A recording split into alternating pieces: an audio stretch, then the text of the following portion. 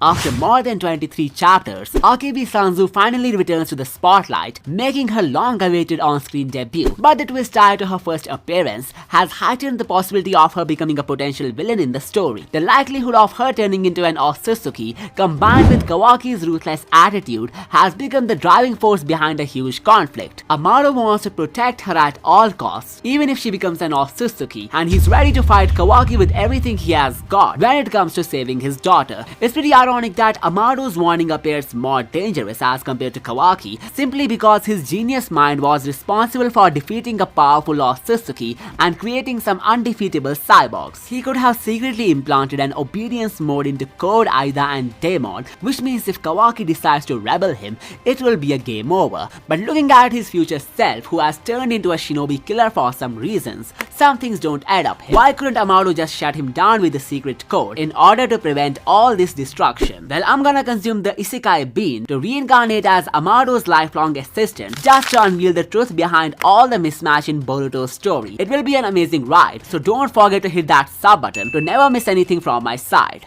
After sitting with Amado in his lab back when he was creating the deadly cyborgs of Kara, I realized something which is not being talked enough. The scientist has obtained the most dangerous item in the universe and no one has asked him how he got that. But that's not the only thing which makes him suspicious. The death of his daughter and the birth of the main character seemingly happened around the same time, and looking at all the connections that Shibai shares with Boruto, this hint could come handy to us while deciphering the final villain. But let's keep that for later. We will start with my personal favorite theory, which binds Kawaki, Akebi and Amado together as a destined family. All the theories that we would discuss have a predetermined possibility to come true based on when the flash forward sequence will take place. If it happens after Amado revives his daughter, then the family theory becomes more plausible, but if it happens before Akebi's revival, then the Otsutsuki theories would make more sense. So let's start off by connecting the dots between Amado, Akebi and Kawaki and how this revival could lead us to the most unexpected plot twist of the story. The secret master script that Shikamaru teased in an older chapter is actually something that Amado could be cooking,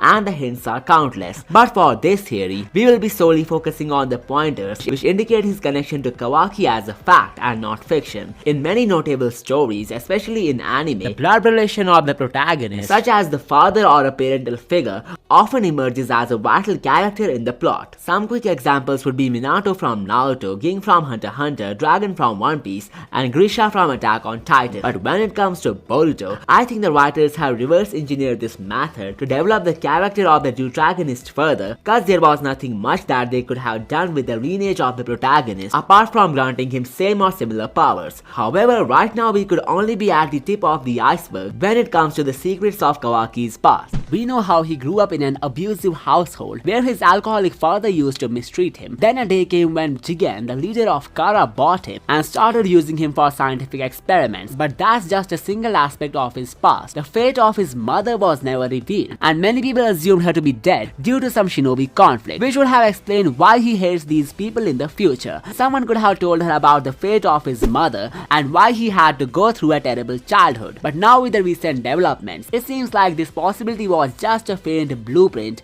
to the real deal. Well, before I bring the family theory and how Amado and Kawaki could actually be related, I would like to address something about the Karma seal that I don't think a lot of people may have noticed. Amado seems to be in need of Kawaki's karma specifically for the revival to fulfill. Well, at surface it may seem like it's simply because of the chronology where he came up with the plan after finding out about the karma from Jigen and so on. But there is one big loophole which is being ignored by everyone. Just like how the Otsutsukis can take over their vessel after the karma fully extracts in their bodies, shouldn't Kawaki be able to have leverage over Akebi because of that? If Kawaki would ever die, Amado would likely lose his daughter as he would reincarnate into her body. So how could Amado leave this major loophole unnoticed when it comes to his master plan? After all, Kawaki has been sacrificed to the Ten Tails in many futures, and unlocking his limitless attack form would mean that his defensive capabilities would suffer. This means there will always be a chance for him to die, and his reincarnation into Akebi would completely spoil the plans of Amado. Well, this is where things get interesting. First off, I think there's a reason why Amado specifically desperately needs Kawaki to fulfill the Kama implantation. It could be because he's compatible with Akebi genetically, maybe because they are mother and son, with Amado being the secret grandpa of Kawaki, explaining their facial resemblance. A major hint for this theory to come true comes from the flash forward itself. Kawaki has definitely went into attack mode, which means he was successful at making Amado release his limiters, but that will only be possible if he has put a Kama on Akebi,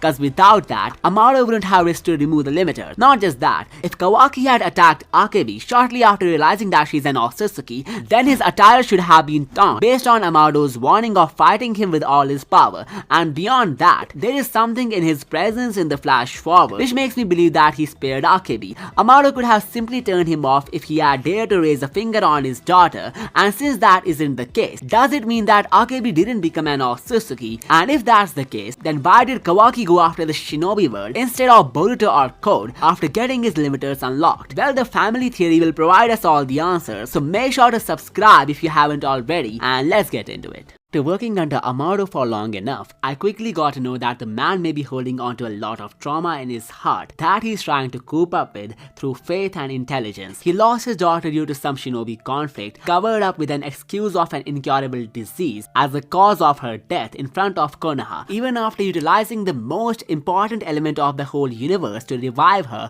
he failed terribly. And that's when he discovered the Kama Seed, the resurrection weapon which can only be used by the gods, in this case the Otsutsuki. So he chose the most compatible vessel who would not only sustain the Kama but would also remain suitable with his daughter, his own grandson Kawaki. Fast forward to the part where he gets his powers unlocked and decides to revive Akebi just to see if she becomes an Otsutsuki or not. Well, I think she would indeed become an Otsutsuki. On top of that, she could even unlock some Omni ability that she would use to give Kawaki a glimpse of his past. And just like how Sasuke decided to avenge his brother, Kawaki's destiny could end up on a similar track after realizing how his own mother had to die due to the ruthless shinobi system, and that is why he has even forgiven Boruto in the future. He could have accepted that power is above everything, and the weakling shinobis who were responsible for many innocent deaths, especially his mother, deserve to be eliminated. Now, as for the change in his outfit, I think it's the usual dress code for the attack form of Amado's cyborg, as Code was also seen in an outfit with similar color scheme. Well, that was it for the family theory. Now let's move on to something even more interesting. Possibility of Akebi to inherit the powers of an Otsutsuki god, something which is fairly possible based on how Amado wouldn't risk her dying yet another time.